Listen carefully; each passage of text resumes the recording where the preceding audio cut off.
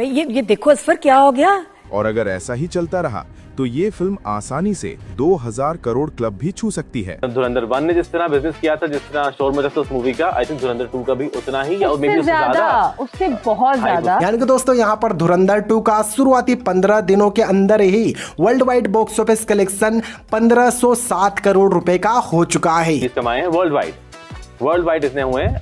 10 दिन में या 11 दिन में 1300 करोड़ का बिजनेस कर चुकी है, मतलब बड़े से रिकॉर्ड जो है वो तोड़ चुकी है। आई थिंक इस फिल्म ने भी उतना ही या उससे कहीं ज्यादा जो है शोर मचाया है। भाई उधर नहीं, इधर उससे भी ज्यादा लोग पागल हैं क्योंकि यहाँ देखने को नहीं मिल रही। तो भैया नो डाउट 10 on 10 है, क्योंकि बहुत अच्छी उनका कॉन्सेप्ट बहुत अच्छा है। उनकी जो मैंने क्लिपें देखी हैं वो बहुत अच्छी है, उनकी कास्टिंग बहुत अच्छी है, उनकी म्यूजिक बहुत अच्छा है। आप यकीन जाने मैं अभी म्यूजिक सुन रहा था उनका। कुछ लोगों का कहना है 1350 करोड़ रुपए 10-11 दिनों में कमा गए। ये बड़ी इंटरेस्टिंग है कि इंडिया कैसे अपनी फिल्म इंडस्ट्री को एज ए सॉफ्ट पावर के तौर पे इस्तेमाल करता है।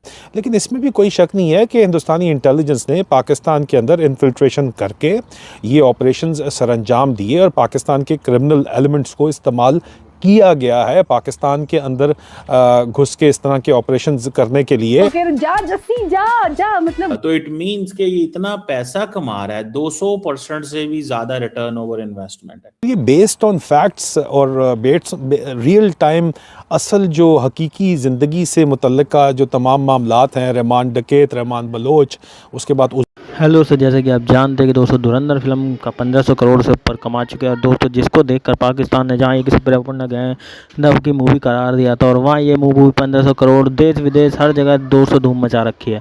अब पाकिस्तान की मीडिया और पाकिस्तान की सरकारें चीख रही है कि भाई ये हुआ तो हुआ कैसे।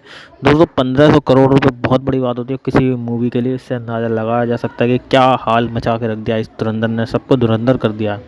अब बाकी ये देख रहे हैं चुपचाप घरों में बैठ के, लेकिन बता कोई नहीं रहा है कि दोस्तों हम मूवी देख रहे हैं पर विरोध करने आ जाते हैं। दोस्तों मूवी का मजा लेते हैं फिर विरोध करते हैं। जब मज़ा ही नहीं आ रहा तो तुम विरोध क्यों करने, देख ही क्यों रहे, मत देखो।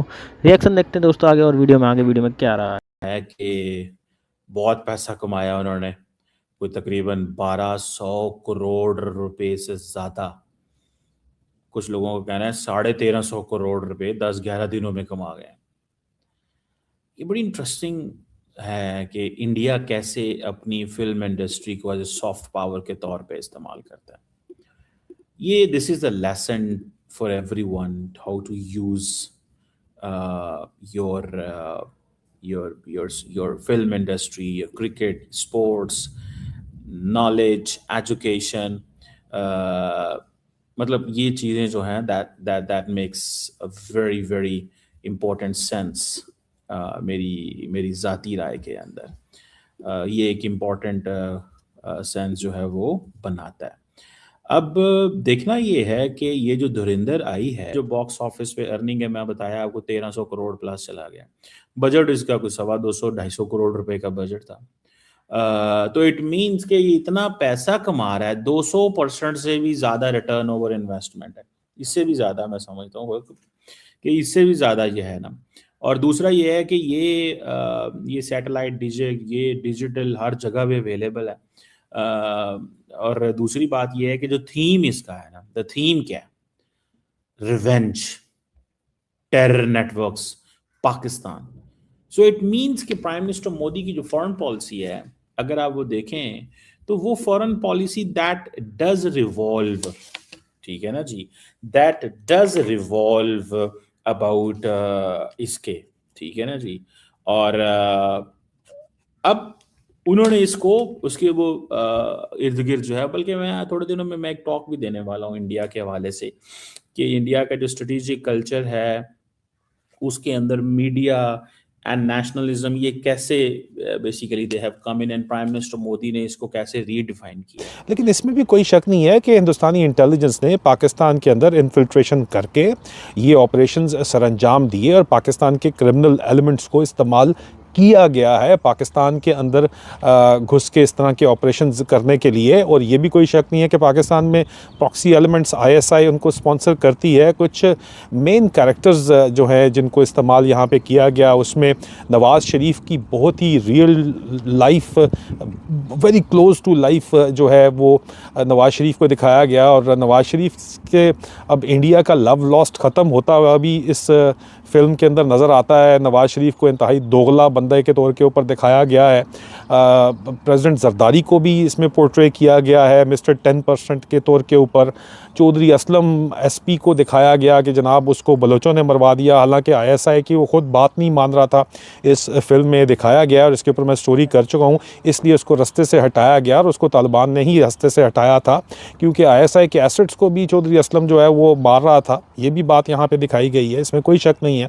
एक नवीद गबोल लगता है कि एक कैरेक्टर है जिसको पोर्ट्रे करने की कोशिश की गई है और उनको उन्होंने इंडियन एसेट के तौर के ऊपर पोर्ट्रे किया है नवीद गबोल को। अभी आई डोंट नो वो नवीद गबोल है या नहीं है, लेकिन वो कहते हैं कि जनाब ना ये डॉक्यूमेंट्री है ना ये कोई रियल लाइफ फिगर है, कोई भी किसी किस्म की इसमें आप you cannot make it out to be some kind of realistic thing, but Aditya राजकोल ने इसके ऊपर बड़ी डिटेल किस्म की रिसर्च की है और ये बेस्ड ऑन फैक्ट्स और रियल टाइम असल जो हकीकी ज़िंदगी से मुतल्लिका जो तमाम मामलात हैं, रहमान डकैत, रहमान बलोच, उसके बाद उज़ैर बलोच को इस वक्त पाकिस्तान की जेलों में हिंदुस्तान के लिए जासूसी करने के इल्ज़ाम में रखा गया। दरअसल वो बताया गया कि असल में तो असल जो उनका बंदा था धुरिंदर, जो इनका एजेंट था हमज़ा मज़ारी के नाम से, वो उसको इन्होंने छोड़ा तो उसकी जगह उज़ैर के ऊपर इल्ज़ाम धर दिया, हालांकि उज़ैर का कसूर नहीं था इसके अंदर हिंदुस्तान के लिए उसके एजेंट के तौर के ऊपर काम करने का। लेकिन बहुत ही डीप एक नेटवर्क दिखाया गया है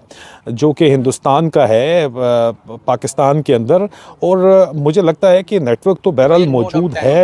10 on 10 है, क्योंकि बहुत अच्छी उनका कॉन्सेप्ट बहुत अच्छा है। उनकी जो मैंने क्लिपें देखी हैं वो बहुत अच्छी है, उनकी कास्टिंग बहुत अच्छी है, उनके म्यूजिक बहुत अच्छा है। आप यकीन जाने मैं अभी म्यूजिक सुन रहा था उनका। ठीक हो गया। और अगर वैसे ओवरऑल एज ए पाकिस्तानी अगर आप रेटिंग करें तो एज ए पाकिस्तानी मैं अगर करूँ ना तो मेरे ख्याल से इनकी मूवीज में ऐसा रुमाल हर मुसलमान ने, मतलब पाकिस्तानी ने खास तौर पे ऐसे ही है ना, ऊपर कैप पहनी होती है। बॉलीवुड की मूवीज देखते हैं जी जी, कैसा उनका गेटअप उन्होंने दिखाया ऐसे ही है, बस हाफ स्लीव नहीं पहनी हुई इन्होंने, हाफ स्लीव और ऊपर कैप पहनी हो जैसे वो अंकल ने पहनी है, इस तरह का गेटअप। देखने वालों में से बहुत से लोग कमेंट बॉक्स में ये कह रहे थे कि इंडिया की बॉलीवुड की एक मूवी है धुरंधर 2 के नाम से मूवी आई है, बॉक्स ऑफिस पे बहुत इस टाइम हिट है, छाई हुई है। इसके ऊपर पाकिस्तानी पब्लिक का रिएक्शन रिकॉर्ड किया जाए। उसकी रीजन ये है कि इसमें पाकिस्तान के हवाले से भी डिस्कशन की गई है। पाकिस्तान का लियारी कराची का एरिया दिखाया गया है, रहमान डकैत के नाम से करैक्टर दिखाया गया। दोस्तों धुरंधर मूवी भारत में बहुत ज़्यादा पॉपुलर है। साथ में देखिए ये मूवी श्रीलंका और डबिंग माध्यम से श्रीलंका, ऑस्ट्रेलिया, जापान, यहाँ तक की दोस्तों ये मूवी जो है बन चुकी है। अब इससे अंदाजा लगाइए दोस्तों कि किस लेवल पर मूवी जा चुकी है। ये आसपास के देशों के साथ साथ अमेरिका, यूएस, यूके सब जगह दौड़ रही है भाई। ये पूरी एकदम सही तरीके से मूवी का वो करा गया, मैन्युफैक्चर करा गया। ऐसी नहीं कोई मूवी एकदम से उड़ जाती है। तो इस तरीके की दोस्तों बातें हो रही हैं। पाकिस्तान अब चीख रहा है भैया इतना मोटा पे रकम लेके चली गई, हम तो इसे प्रोपेगेंडा करा रहे थे, फ्लॉप बता रहे थे और इतनी रकम लेके चली गई है। तो दोस्तों अगर वीडियो अच्छा